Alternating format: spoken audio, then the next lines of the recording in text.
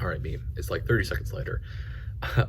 And yesterday, I finished reading Douglas Adams' Dirk Gently Returns in The Long Dark Tea Time of the Soul. I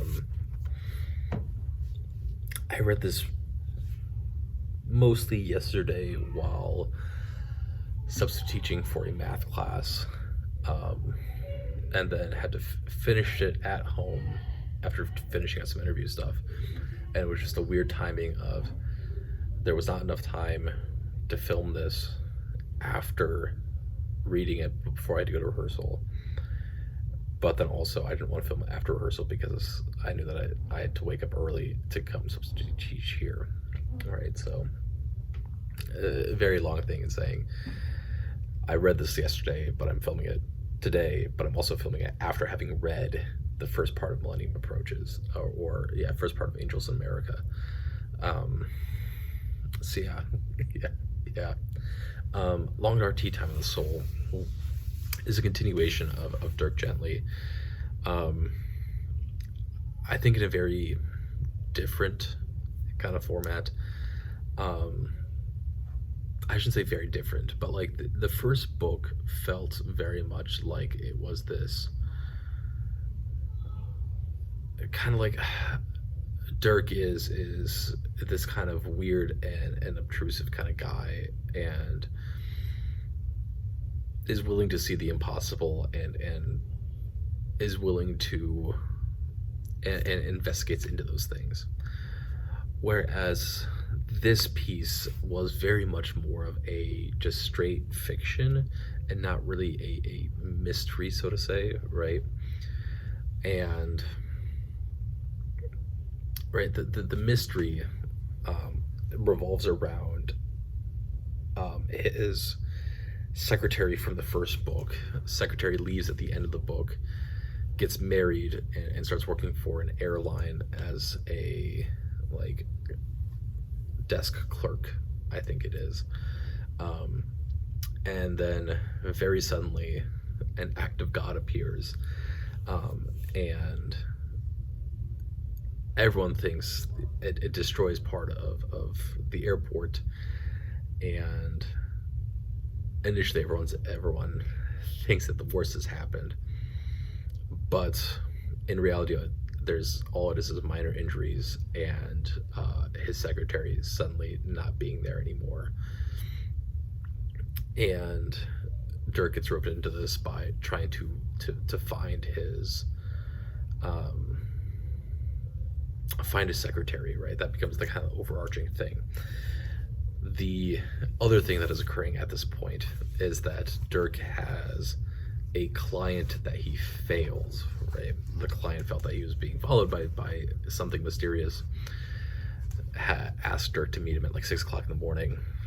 Dirk forgot, arrived at 11, and the guy was decapitated, right? And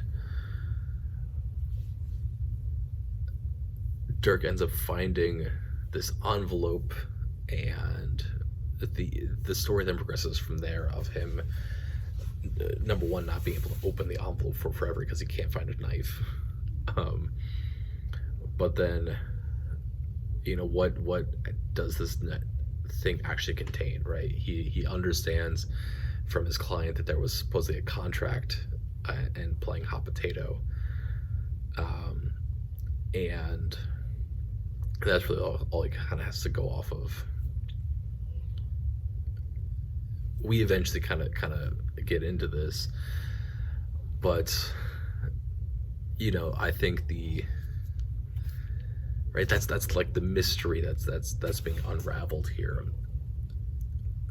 The reason why I don't think it's really a mystery, it's much more of just a straight fiction, is because we also have this other character in Kate who we follow for huge chunks, and Kate is like, Kate was there with the involvement of the act of God, and ends up being that Kate met Thor and like all of these things that are supposed to that are the mystery side of things end up being very quickly explained through Kate, right? And so it's very much this, oh, we understand things. There's not necessarily an intrigue to things, but we are going to just follow along because it's entertaining in that way. So yeah.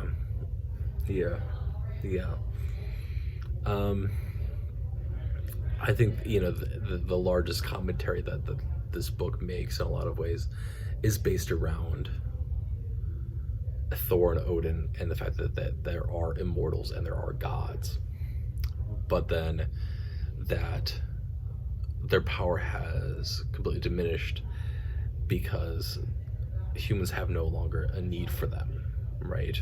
As they have become smarter and they've become more attuned to things and invented more things, the necessity to rely on gods is defunct. And so the gods have lost all their power.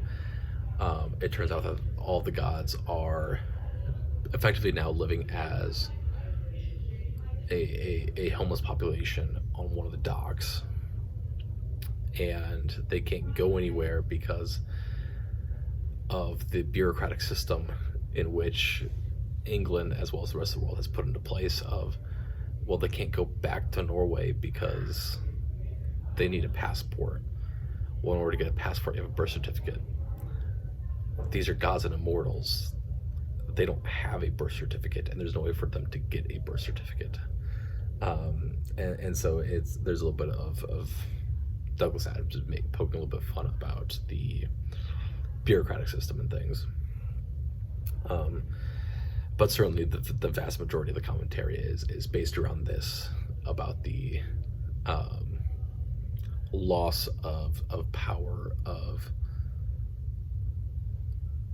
gods in general, right? Whether that be the one god by so many religions, or whether that be through the pagan gods, right? Yeah.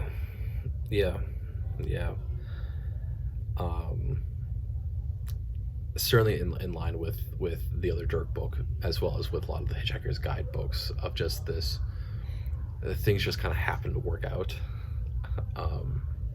And in the Dirk aspect of things, it's about this holistic thing of everything affects something, right? And everything is connected to something else. And so